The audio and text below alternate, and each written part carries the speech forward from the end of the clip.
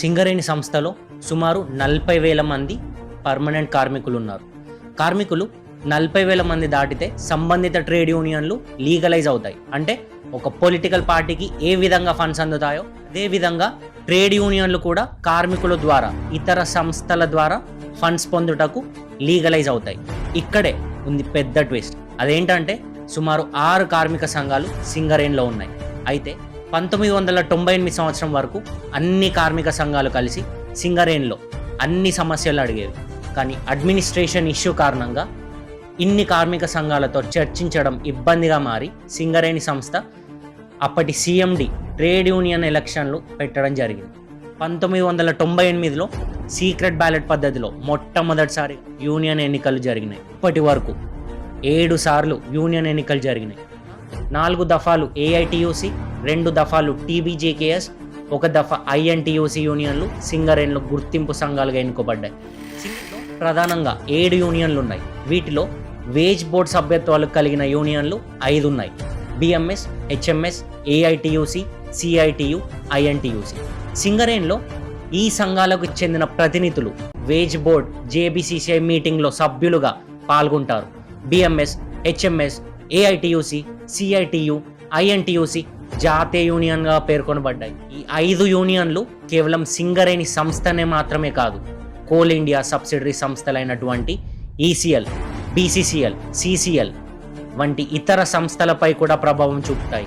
5 సంవత్సరాలకు ఒకసారి జరిగే JBCCI NCWA coal wage board అగ్రిమెంట్లో పాల్గొనే సదరు 5 జాతీయ సంఘాల నాయకులు తమ యూనియన్ వల్లనే వేజ్ బోర్డులో కార్మికులకు తగిన న్యాయం చేశామని కార్మికుల వద్ద పెద్ద మొత్తంలో చందాలు వసూలు చేస్తాయి. ఈ సంఘాలు సుమారు ఒక్కో కార్మికుని వద్ద 500 రూపాయల సభ్యత్వ చందా అంటూ వసూలు చేస్తాయి.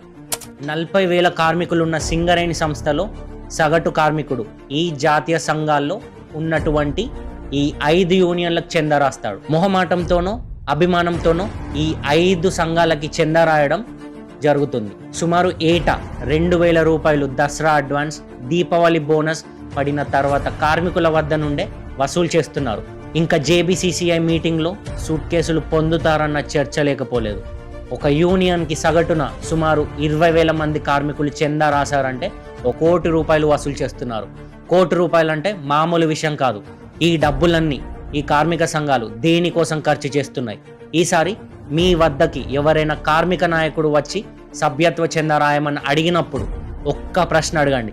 ఈ సభ్యత్వ చందాలతో ఏ కార్మిక సంక్షేమ కార్యక్రమం చేస్తున్నారని.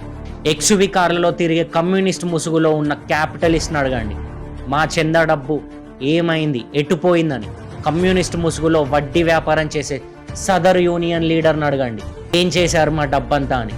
కమ్యూనిస్ట్ ముసుగులో ఓసీల్లో బొగ్గు లారీలు నడిపే ఆ నాయకుడిని అడగండి, ఇంత మొత్తం సభ్యత రుసుము ఎక్కడ వాడారని.